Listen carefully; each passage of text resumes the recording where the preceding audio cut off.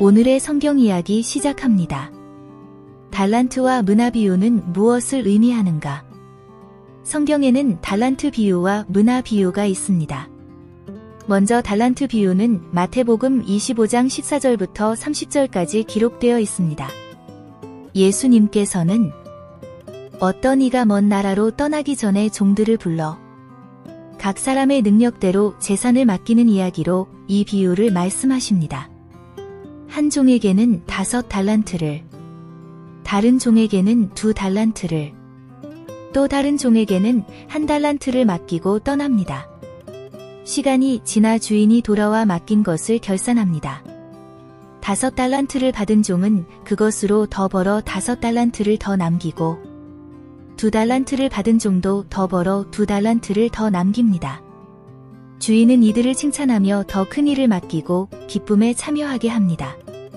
그러나 1달란트를 받은 종은 잃을까 두려워 땅에 감추어 두었다가 그대로 돌려드립니다. 주인은 그 종을 책망하고 쫓아내며 그 달란트를 거두어 더 많이 남긴 종에게 주고 맡긴 것을 충성되게 다루는 태도와 그렇지 못한 태도의 결말을 가르치십니다. 성경에는 이와 비슷한 문화 비유가 있습니다. 문화 비유는 누가복음 19장 11절부터 27절까지 기록되어 있습니다. 이 비유에서는 어떤 귀인이 왕위를 받으러 먼 나라로 떠나기 전에 종 10명을 불러 각각 한 문화씩 나누어 주고 이것으로 장사하라고 말하며 맡깁니다. 그때의 백성들은 귀인이 왕위를 받는 것을 원하지 않아 사자를 보내어 반대합니다. 그럼에도 시간이 지난 뒤 귀인은 왕위를 받고 돌아와 종들을 불러 결산합니다. 한 종은 1문화로 10문화를 남기고 또 다른 종은 5문화를 남깁니다. 주인은 각각에게 다스릴 권한을 맡겨 보상합니다.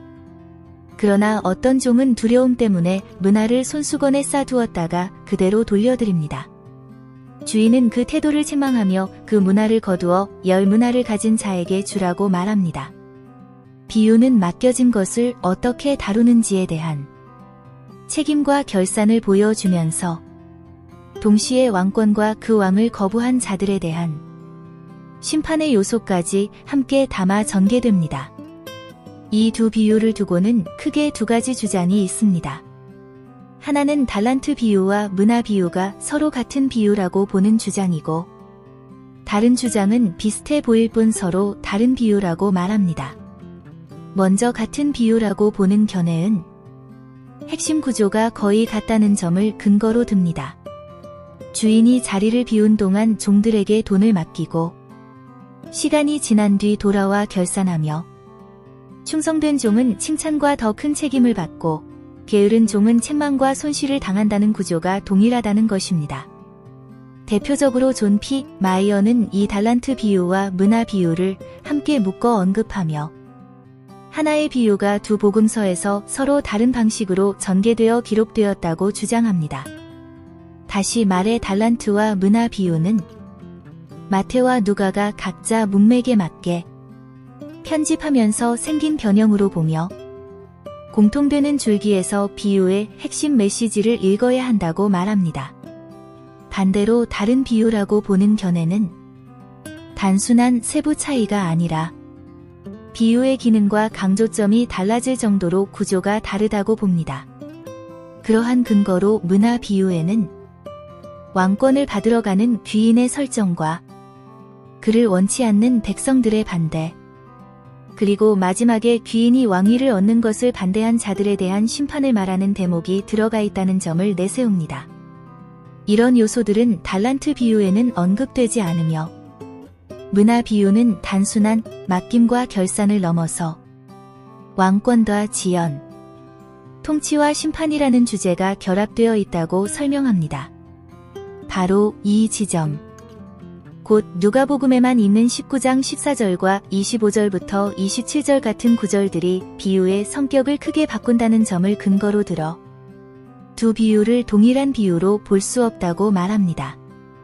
또한 아를란드 제2 훌트그렌 계열의 논의에서도 두 비유가 서로 관련된 주제를 다루기는 하지만 같은 비유라기보다 서로 다른 목적과 강조점을 가진 것으로 정리합니다.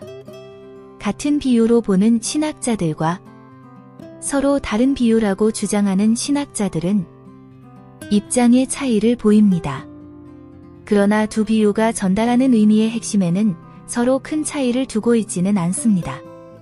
두 비유 모두 주인이 자리를 비운 동안 종들에게 맡겨진 것을 어떻게 대했는지에 따라 돌아왔을 때 평가와 결산이 이루어진다는 구조를 가지고 있으며, 하나님께서 맡기신 것에 대해 두려움으로 멈추어 있는 것이 아니라 책임있게 반응하며 살아가는 태도를 강조하고 있다고 이해합니다. 다만 두 비유를 서로 다른 비유로 보는 입장에서는 각각의 본문이 놓여 있는 문맥과 강조점의 차이에 주목합니다. 달란트 비유는 재림을 기다리는 신자의 삶과 연결되어 주인이 더디 오는 것처럼 보이는 시간 속에서도 충성되고 성실하게 맡겨진 것을 감당하는 삶을 강조하는 데에 초점이 맞춰져 있다고 설명합니다. 반면 문화 비유는 사람들이 하나님 나라가 곧 나타날 것이라고 기대하던 상황 속에서 주어진 이야기로, 하나님 나라의 완성이 지연되는 기간 동안 왕을 기다리며 맡겨진 일을 감당해야 한다는 책임과 왕의 통치를 받아들이는 태도에 더 무게를 두고 있다고 봅니다. 이처럼 두 비유는 강조점에서는 차이를 보이지만 하나님께서 맡기신 것에 대해 책임 있게 살아가며 결국 그 삶이 평가된다는 동일한 의미와 해석을 전하고 있습니다. 이제 두 주장을 내려놓고 다시 두 비유를 들여다봅시다. 먼저 우리 속담에는 아는 것이 힘이다와 모르는 게 약이다라는 두 가지 말이 있습니다. 아는 것이 힘이다라는 말은 어떤 사실을 알고 있을 때 그것이 내 삶의 판단에 도움이 되고 결국 지혜가 된다는 뜻으로 쓰입니다. 반대로 모르는 게 약이다라는 말은 세상에는 굳이 알지 않아도 될 일들이 있고 남의 험담이나 불필요한 걱정거리처럼 알수록 마음만 흔들리고 삶이 어지러워지는 것들도 있으니 차라리 모르는 편이 낫다는 뜻으로 쓰입니다. 이 두 속담은 말만 놓고 보면 서로 정반대입니다. 그런데 우리는 일상생활 속에서 이 두 속담을 헷갈리거나 혼란스러워하지 않습니다. 그 이유는 속담 자체의 의미만 보고 판단하는 것이 아니라 누가 누구에게 어떤 상황에서 말했는지를 함께 보고 사용하기 때문입니다. 어떤 사람에게는 더 알고 배우라고 권면의 말을 전하고 어떤 사람에게는 굳이 알 필요 없는 것에 마음 빼앗기지 말라고 말을 합니다. 이렇듯 같은 말이라도 상황과 대상이 다르면 전혀 다른 의미로 자연스럽게 사용되고 이해되는 것입니다. 달란트 비유와 문화 비유도 마찬가지입니다. 이 두 비유가 같은 비유인지 다른 비유인지 형태와 구조를 살피는 것도 의미가 있지만 그보다 더 중요한 것은 예수님께서 이 비유를 누구에게 어떤 상황에서 말씀하셨는가를 보는 것입니다. 비유를 이루고 있는 구조의 겉모양이 무엇이냐보다 예수님께서 어떠한 상황 속에서 누구에게 말씀하셨는지를 들여다보면 이 두 비유의 말씀이 확실하게 보이게 됩니다. 이제 달란트 비유와 문화 비유를 예수님께서 누구에게 그리고 어떤 상황에서 말씀하셨는지를 살펴보겠습니다. 먼저 달란트 비유는 마태복음 25장 14절부터 30절까지 기록되어 있으며 그 배경은 제자들과의 대화에서 시작됩니다. 마태복음 24장 3절에는 예수님께서 감람산에 앉아 계실 때 제자들이 조용히 나아와 예수님께 질문하는 장면이 기록되어 있습니다. 이후 마태복음 24장과 25장은 이 질문에 대한 예수님의 말씀으로 이어지며 그 흐름 속에 달란트 비유가 포함되어 있습니다. 따라서 달란트 비유는 예수님께서 제자들에게 가르쳐 주시는 말씀입니다. 이제 문화 비유를 말씀하실 때의 상황과 청중이 누구인지 살펴봅시다. 누가복음 19장 11절에는 사람들이 예수님의 말씀을 듣고 있는 가운데 예수님께서 비유로 말씀하시는 장면이 기록되어 있습니다. 여기서 청중은 제자들에게 달란트 비유를 말씀하신 것과 달리 많은 무리를 향하여 말씀하고 계십니다. 이제 청중이 구별되었다면 어떠한 상황 속에서 말씀하셨는지 살펴봅시다. 예수님을 따르던 많은 사람들은 하나님의 나라가 당장 나타날 줄로 생각하고 있었습니다. 이러한 생각을 가진 무리에게 깨닫게 하시려고 예수님께서는 문화 비유로 말씀하십니다. 이처럼 달란트 비유는 제자들에게 주어진 말씀이며 문화 비유는 하나님의 나라에 대한 기대를 가지고 있던 많은 사람들 앞에서 주어진 비유라는 점에서 두 비유는 그 내용의 형태뿐 아니라 말씀하신 대상과 상황에서도 차이를 보이고 있습니다. 이 구조 속에서 이해한다면 달란트와 문화가 무엇을 의미하는지 더 분명하게 드러납니다. 달란트 비유에서 어떤 종에게는 5달란트가, 또 다른 종에게는 2달란트가, 또 다른 종에게는 1달란트가 맡겨집니다.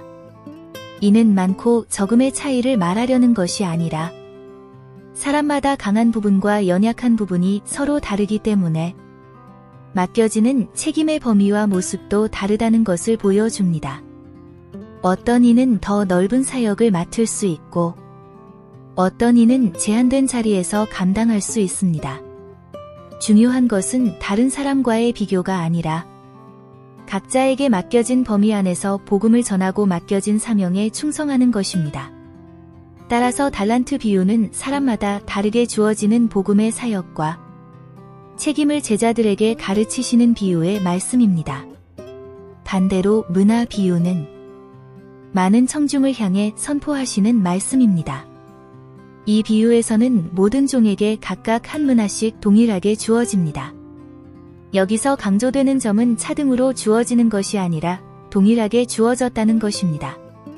이는 어떤 사람에게 특별한 사명의 능력이 더 주어지는 사역의 문제가 아니라 하나님 앞에서 모든 사람에게 동일하게 주어진 기준을 의미합니다. 이 기준은 사람의 능력이나 사역의 크기로 달라지는 것이 아니라 모두가 동일하게 마주하게 되는 하나님의 율법 안에서의 기준이며 그 율법 안에서 하나님 앞에 서게 되는 구원의 길을 의미합니다.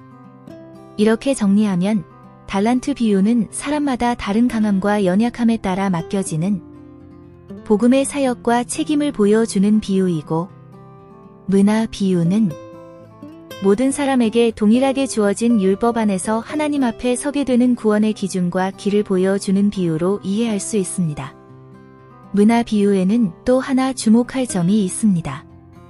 귀인이 왕위를 받으러 갈 때 그를 왕으로 인정하지 않으려는 백성들이 있었고 왕위를 받고 돌아온 뒤에는 그를 반대하던 자들을 심판하는 장면이 기록되어 있습니다.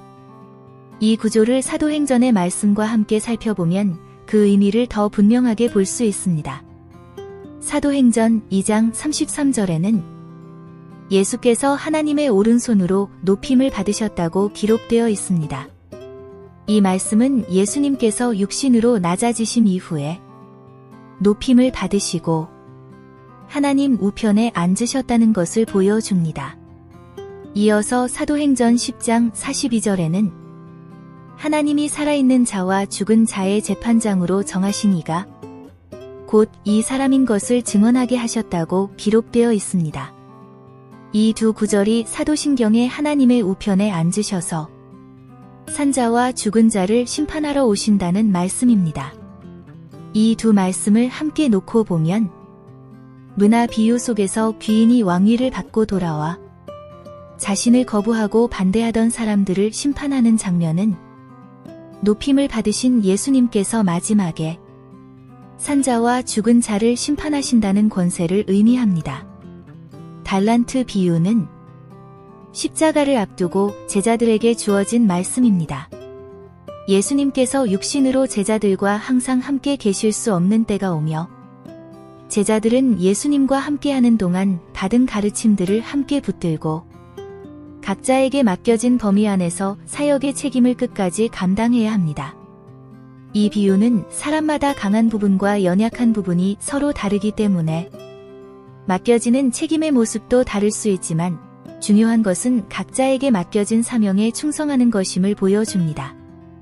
반대로 문화 비유는 많은 백성들이 하나님 나라가 곧 나타날 것이라고 기대하던 상황 속에서 주어진 말씀입니다.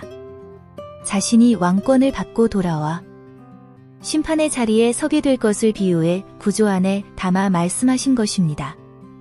이 구조에서 정리하면 달란트 비유는 제자들에게 맡겨진 역할과 책임을 보여주는 비유이고, 문화 비유는 하나님 나라의 계획 속에서 예수님의 역할과 권위를 드러내는 비유로 이해할 수 있습니다.